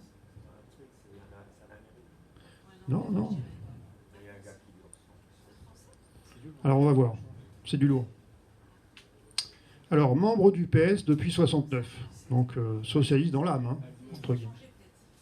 Donc français, déjà une piste. Socialiste. C'est important l'étiquette, hein, comme je vous ai dit. Conseiller de Jacques Delors, alors ministre de l'économie de Mitterrand. Donc vraiment un mec de gauche. D'accord? Directeur de cabinet de Pierre Mauroy. Encore un mec de gauche. Directeur de cabinet de Jacques Delors, alors président de la Commission européenne. On l'a vu tout à l'heure. Directeur général du Crédit Lyonnais. Alors c'est là que ça coince. Il a été directeur général du Crédit Lyonnais jusqu'à sa privatisation. Donc c'est bizarre, là on dirait qu'il change de philosophie. Commissaire européen pour le commerce. Directeur général de l'OMC, je vous en parlais tout à l'heure. Membre de la commission trilatérale, puisque en tant que directeur de l'OMC, il est membre de la trilatérale d'office. Et donc il adhère aux idées qu'on a vues tout à l'heure. Membre de la Rand Corporation. Alors qu'est-ce que c'est que la Rand Corporation? Un club de randonnée. Non, c'est pas un club de randonnée. Research and Development Corporation. Il s'agit du plus grand lobby militaro-industriel américain. C'est un Français socialiste. Ça a été créé en 1949 par McDonnell Douglas, donc fabricant d'avions de chasse, financé aussi par le gouvernement américain. C'est le plus grand lobby. Alors, il travaille sur plein de sujets, hein, mais principalement les questions militaires. Il conseille l'OTAN sur des stratégies. Et si vous tapez Rand Corporation et NATO, c'est l'acronyme en anglais de OTAN, vous tombez sur des sites où ils vous expliquent, rapport à l'appui, ils établissent l'équilibre des forces entre la Russie, qui est l'ennemi absolu, et les États-Unis, d'accord? Et c'est décrit en toutes lettres, ils proposent des stratégies d'extension de l'OTAN. Vous voyez un peu? On est loin de Jacques Delors ou du Parti socialiste. Il avait même été pressenti d'ailleurs pour succéder à notre Premier ministre qui s'appelait Hérault, Jean-Marc Hérault. Il valait pas mieux. Hein. C'est Pascal Lamy. Ça vous dit quelque chose, ce nom? L'ami des bêtes, oui. Et donc, il a déclaré en 2001, lors d'une conférence de l'OCDE, donc une fois plus, ce que je vous dis, c'est sourcé, hein, c'est documenté. À cette époque, donc, il était commissaire européen pour le commerce. Il a déclaré, attention les secouristes, l'ouverture du marché est une bonne chose pour tout le monde. Alors ça, on peut être d'accord dessus, d'accord? Même pour ceux qui perdent leur emploi à cause de cette ouverture. Mais c'est un socialiste. Il faut oser. Mais c'est bizarre, personne ne nous en parle. Hein. Tout ça, c'est sourcé, hein, je n'invente rien. Hein. Alors, on continue notre petit panorama. Vous connaissez cette personne? Et voilà le piège. Non, c'est pas Angela, c'est l'autre. Parce que pour arriver à approcher Angela, soit il est livreur de pizza, soit il a quand même une petite importance. Vous voyez? Et cette personne, c'est pas la Nathalie Loiseau, mais c'est pas loin. Non, alors je précise que cette personne, elle n'a pas de page Wikipédia, la personne de droite, hein, elle n'a pas de page Wikipédia, et c'est la seule photo que j'ai trouvée d'elle. Et pourtant, l'un et l'autre, ce sont les personnages les plus importants de la République, c'est ce qu'on a vu tout à l'heure dans le livre. Pourquoi? Parce qu'il s'agit de M. Philippe Léglise-Costa, ça vous dit rien d'autre. Et il était secrétaire général du SGAE de avril 2014 à novembre 2017. Ça ne vous dit rien, puisqu'on l'a dit, ce service est déconnecté de l'opinion. Et Sandrine Gaudin, oui, ce n'était pas Nathalie Loiseau, elle lui a succédé à partir de novembre 2017. Donc vous n'en saviez rien. Ça change votre vie. Alors, on va prendre une photo. Ça, c'est M. Macron, président de la République française à partir de mai 2017. Et donc, on a M. Léglise-Costa, qui est secrétaire général du SGAE, jusqu'à novembre 2017. Donc on peut dire qu'il y a une alternance politique, c'est-à-dire que voilà, le profil ou la manière de voir les choses, on va dire, de M. Philippe Léglise-Costa ne convient pas à la vision politique de Macron, puisqu'il paraît qu'il en a une. Et donc, le temps de mettre une annonce à la NPE, on va trouver un profil, et donc, à sa place, on met Madame Sandrine Gaudin. Donc là, on peut se dire, effectivement, il y a une alternance politique qui est en rapport avec l'étiquette politique. Mais la question, c'est où a été prise cette photo? Cette photo de M. Macron, en fait, elle a été prise à son discours devant le Parlement européen le 17 avril 2018. Et oh surprise, qui voici? C'est notre ami, M. Philippe Léglise-Costa. On croyait qu'il avait été viré. Qu'est-ce qu'il fait là? Eh bien, il est maintenant représentant permanent de la France auprès de l'UE, donc depuis novembre 2017. Donc il n'a pas fait un jour de chômage, d'accord? Et en fait, on est face à une fausse alternance politique. Alors maintenant, ce petit organigramme, vous allez comprendre comment ça s'articule. C'est un document qui est sur le site de la documentation française, donc c'est un service de l'État, hein, c'est pas moi qui l'ai inventé. Donc le titre, c'est l'Organisation administrative française pour les affaires européennes, donc on est dans le sujet, avec au centre, c'est leur choix, le secrétariat général des affaires européennes. Comme on l'a vu, il y avait M. Léglise-Costa, en secrétaire général. Et puis il est viré, on a mis à la place Madame Sandrine Gaudin. Et, petite précision, dans le livre de tout à l'heure, je vous rappelle, on avait dit, il est quand même très baroque que le ministre en charge de l'Europe n'ait pas autorité sur la seule administration qui traite des questions européennes. C'est un problème d'organisation politique. Donc, le ministre des Affaires européennes n'a pas d'autorité sur cette dame. C'est intéressant de le savoir. Et puis, vous avez la représentation permanente de la France auprès de l'UE, donc dont le patron, on va dire, est notre ami Philippe, le livreur de pizza. Et je vous rappelle ce qui avait été dit tout à l'heure, la représentation permanente ne doit pas sortir des lignes rouges définies par le SGAE. Ces deux rouages fonctionnent en vase clos, totalement déconnectés de la société civile. C'est un système endogène qui n'a pas besoin d'apport extérieur. Il fonctionne d'autant mieux qu'il n'y a pas de parasitage, c'est-à-dire deux citoyens, le peuple. Vous avez compris le truc.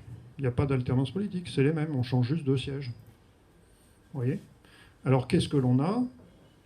On a au-dessus, je ne sais pas si vous voyez, le carré bleu foncé, c'est le Premier ministre, et au-dessus de lui, il y a le président. il y a le comité interministériel sur l'Europe. C'est en fait un comité qui va coordonner tous les ministères par rapport aux questions européennes, sous l'autorité du SGAE. Vous avez l'Assemblée nationale qui est prise en tenaille donc entre le SGAE et la commission chargée des affaires européennes. Madame Guigou était dedans à une époque. Et là, je vous rappelle ce que dit sur le site de l'Assemblée nationale, vous trouverez mission de la commission des affaires européennes, un éclairage, c'est gentiment dit, hein, européen au service de la qualité de la loi nationale. Vous avez compris ? Un rôle pivot dans l'adoption des résolutions européennes de l'Assemblée nationale. C'est-à-dire qu'en gros, on vous donne la copie, vous avez juste à signer. Et vous êtes soi-disant élu. Pareil pour le Sénat, pris en tenaille entre le SGAE et la commission chargée des affaires européennes. Donc vous commencez à comprendre le truc. On a le Conseil d'État qui réfère au SGAE, le secrétariat général du gouvernement, on l'avait évoqué tout à l'heure, les autres ministères et le ministère des Affaires étrangères et européennes. Donc le cœur du sujet, c'est le SGAE. Vous avez compris, et encore une fois, ce diagramme, ce n'est pas moi qui l'ai inventé. Alors maintenant, il y a la question de la hiérarchie des normes dans l'Union européenne. Alors vous avez au sommet de tout, maintenant vous connaissez ces acronymes, c'est le TUE, Traité de l'Union européenne et Traité de fonctionnement de l'Union européenne. Ce sont ces deux traités qui constituent le traité de Lisbonne, que je vous ai fait passer. En dessous, donc vous avez les directives, les normes, les règlements, les décisions, les avis, les recommandations. Les recommandations, c'est les GOPE, notre sujet du début. Et tout en bas, vous avez les législations et politiques économiques nationales. Donc vous avez la Commission européenne qui, à partir des traités européens, élabore en cohérence avec ces traités des directives, des normes, etc. Et après, vous avez le SGAE, qui lui aussi est non élu, qui les fait passer au niveau de législation nationale. Alors je précise que dans les autres pays de l'Union européenne, on a identifié des structures similaires au SGAE. Alors c'est un acronyme différent. Le fonctionnement est parfois est souvent un peu différent parce que c'est en rapport avec les institutions de ces pays. Mais l'idée est la même, c'est de faire l'interface en fait. Et donc, quelques citations. Alors, rapport de l'Assemblée nationale de février 2016. À la Commission européenne, la France ne dispose que d'un seul commissaire sur 28. C'est-à-dire qu'il y a un commissaire européen par pays, il y a 28 pays. Donc, qui connaît le nom du commissaire européen français qui est actuellement en fonction? Voilà, c'est Pierre Moscovici. Et donc, même des tout petits pays ont un commissaire. Malte, 40 000 habitants, ils ont un commissaire. C'est un peu normal. Il n'y a pas de raison que ce petit pays n'ait pas droit à la parole. Mais vous voyez, c'est là qu'on se rend compte que ça va être un peu difficile de s'entendre entre les tailles des très gros pays et des tout petits.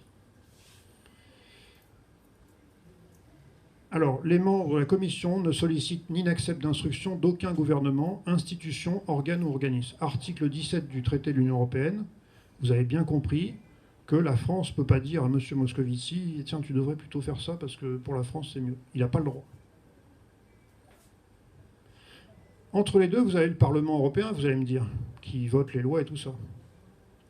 Eh bien, pas forcément, parce que, déjà, vous avez un rapport de l'Assemblée nationale qui nous dit que les eurodéputés français ne représentent que 9,85% du total des députés européens.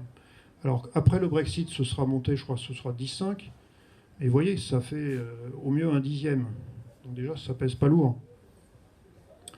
Ça, c'est une citation tirée d'un rapport de l'Assemblée nationale dont le sujet est comment améliorer l'influence de la France dans l'Union européenne. Alors, dans la première partie, ils expliquent que voilà, on n'a pas d'influence, on n'est que un dixième, etc. Machin. Et dans l'autre partie, ils expliquent voilà, on va s'arranger, on va négocier avec les petits pays pour avoir plus de poids au niveau de l'Union européenne. Mais ce qu'ils ne disent pas, c'est qu'au même moment, les 27 autres pays ont le même raisonnement. C'est logique. Ils défendent leurs intérêts. Donc c'est une course à l'échalote. C'est un jeu à somme nulle. Mais ça, ils ne sont pas assez prêts. Alors, petite vidéo. Pour maintenant, on va voir vraiment le rôle du Parlement européen. Celui pour lequel vous allez voter prochainement. Europe 1. Nikos Aliagas rencontre ce matin avec l'ancien président de la République Valéry Giscard d'Estaing, interview réalisée hier en fin d'après-midi à son domicile. Bonjour Monsieur le Président, merci de nous recevoir dans votre bureau, plutôt votre bibliothèque à Paris. Parlons un peu de l'actualité. On a entendu mardi soir Emmanuel Macron appeler les Français à ne pas céder aux extrêmes lors des élections européennes qui ont lieu dans 7 mois. Vous êtes un fervent européen avant l'heure. Est-ce qu'il y a un risque en vue de ces élections européennes? Non, mais il ne faut pas se tromper. Ce ne sont pas des élections très importantes. Pourquoi? Parce que le Parlement européen n'est pas très important. C'est nous, je dirais presque moi, qui avons créé ce Parlement en 1976. Son rôle est simplement de vérifier que les textes proposés par la Commission sont conformes au traité. C'est tout. Il n'a pas de pouvoir politique, il n'a pas le pouvoir de diriger l'Europe. Bon, on ne peut pas faire plus clair. Donc vous avez compris que ce Parlement, en fait, il n'a pas l'initiative de tous les règlements. C'est la Commission non élue qui a l'initiative. Mais on vous parle de démocratie. Alors vous ferez attention dorénavant au discours des députés européens. Ils disent toujours « il faut » ou « on veut », mais ils ne disent jamais « on a décidé que ». Il faut interdire le glyphosate, on veut interdire le glyphosate, mais jamais ils ne diront « nous, parlementaires européens, nous avons interdit le glyphosate ». C'est systématique. Mais ils ne s'en rendent même pas compte, hein, qu'ils n'ont aucun pouvoir. Il faut dire que c'est bien payé aussi. Alors en dessous, vous avez le Parlement national qui fait passer les législations, et on a vu les mécanismes par rapport au SGAE précédemment. L'Assemblée nationale 2005, moins de la moitié des directives nécessitent l'intervention du législateur pour être transposées en droit français. C'est-à-dire que dans l'autre sens, c'est plus de la moitié des directives n'ont pas besoin d'intervention du législateur. Ça arrive tout fait. Madame Reding, qui a dit 75 à 80% des lois nationales viennent de l'UE. Voilà. La République participe à l'Union européenne. Alors ça, c'est l'article 88.1 de la Constitution, qui avait été mis à jour par M. Sarkozy en février 2008. Je ne crois pas qu'il vous ait consulté. La République participe à l'Union européenne. Ça a un impact énorme. Parce qu'en écrivant ça dans la Constitution, qui est le texte qui est au-dessus de tout au niveau français, ça veut dire qu'il n'y a aucune loi, aucun règlement français qui peut aller à l'encontre de ce projet de construction. Vous voyez ? Ça paraît anodin quand on la lit comme ça. Vous réalisez un peu les implications. Ça, c'est le top. Il ne peut y avoir de choix démocratique contre les traités européens. M. Juncker, président de la Commission européenne. Il faut oser. Il l'a dit. C'est pour ça que ces gens ne veulent pas de référendum. Oui, parce que la priorité, c'est le traité de Lisbonne. Personnellement, je m'oppose à la démocratie directe. Fritz Bolkestein, c'est un commissaire européen qui est à l'origine des travailleurs détachés. Bon, on peut dire que c'est juste son opinion personnelle. Vous voyez ? Puis c'est pas bien la démocratie directe. Les gens ne savent pas, comprennent pas, c'est ça le truc. Alors, pour finir de vous en convaincre, il suffit d'aller sur le site Eurlex, c'est toutes les lois européennes. Donc vous allez voir dans toutes lettres ce que je vous ai expliqué. La primauté du droit européen. Selon le principe de primauté, le droit européen a une valeur supérieure aux droits nationaux des États membres. Le principe de primauté vaut pour tous les actes européens disposant d'une force obligatoire. Les États membres ne peuvent donc pas appliquer une règle nationale qui serait contraire au droit européen, article 88.2. Le principe de primauté garantit la supériorité du droit européen sur les droits nationaux. Il est un principe fondamental du droit européen, tout comme le principe d'effet direct. Il n'est pas inscrit dans les traités, mais a été consacré par la Cour de justice de l'Union européenne. Le droit issu des institutions européennes s'intègre au système juridique des États membres qui sont obligés de les respecter. Le droit européen a alors la primauté sur les droits nationaux. Si une règle nationale est contraire à une disposition européenne, les autorités de l'État membre doivent appliquer la disposition européenne. Le droit national n'est ni annulé ni abrogé, mais sa force obligatoire est suspendue. La primauté du droit européen s'applique à tous les actes nationaux, qu'ils aient été adoptés avant ou après l'acte européen concerné. C'est-à-dire qu'on est dans de la rétroactivité. C'est pas mal. Vous imaginez ça, rétroactivité dans la loi, quoi. Mais quelque part, on est obligé parce que, imaginez juste avant de signer un acte, enfin une directive, il suffirait qu'un État crée une réglementation qui va à l'encontre, ça pourrait pas aller. Donc c'est cohérent avec le système, mais vous comprenez que c'est très choquant, dans l'absolu, d'avoir une législation rétroactive. La primauté du droit européen sur les droits nationaux est absolue, en gras. Tous les actes nationaux sont soumis à ce principe, quelle que soit leur nature, loi, règlement, arrêté, ordonnance, circulaire. Peu importe que ces textes aient été mis par le pouvoir exécutif ou législatif de l'État membre. Le pouvoir judiciaire est également soumis au principe de primauté. En effet, le droit qu'il produit, la jurisprudence, doit respecter celui de l'Union. Les constitutions nationales sont également soumises au principe de primauté. Il revient ainsi au juge national de ne pas appliquer les dispositions d'une constitution contraire au droit européen. Et enfin, la Cour de justice exerce le contrôle de la bonne application du principe de primauté. Elle sanctionne, etc. C'est clair. Alors, on ne nous en parle pas trop. Hein. Alors, exemple de transposition d'une directive. Comment ça se passe ? Là, je vous passe le détail. Vous avez toute une série de textes. Ça peut être des lois, des décisions, des arrêtés, des décrets, etc. Ça correspond à quoi ? Ça correspond... 82 mesures législatives ont été prises entre 2006 et 2011, entre les présidents Chirac et Sarkozy, pour transposer en droit français la seule directive européenne 2016-123-CE, dite Directive Travailleurs détachés. Cela montre l'énormité du travail occasionné pour adapter le droit français au droit européen, et donc la totale vassalisation des institutions de notre pays vis-à-vis de l'UE. Ce travail est coordonné par le SGAE, qui ensuite élabore et transmet les nouveaux textes prêts à signer au Parlement. Alors, ils ont un terme qu'ils appellent le screening, c'est-à-dire quand il y a une directive qui vient de Bruxelles, par exemple sur le travail détaché, ils regardent quels sont les ministères dont c'est le sujet, de manière plus ou moins directe. Alors, il va y avoir le ministère des Transports, parce qu'il y a des travailleurs détachés dans le domaine des transports. Il y a le ministère de l'Équipement, parce qu'il y a des gros travaux. Et vous voyez, on va prendre le ministère qui est le plus concerné par cette directive. On va nommer dedans un fonctionnaire, je crois qu'ils emploient le terme de pilote, qui lui va appeler, c'est ce qu'on avait vu, le système interministériel. Il va voir avec les autres ministères quelles sont les réglementations dans la loi française qui sont affectées par cette directive et qu'il va donc falloir modifier. D'accord ? Donc par exemple, le Code des marchés publics, il y avait des clauses qui permettaient une primauté à l'emploi local, des choses comme ça, favoriser les PME.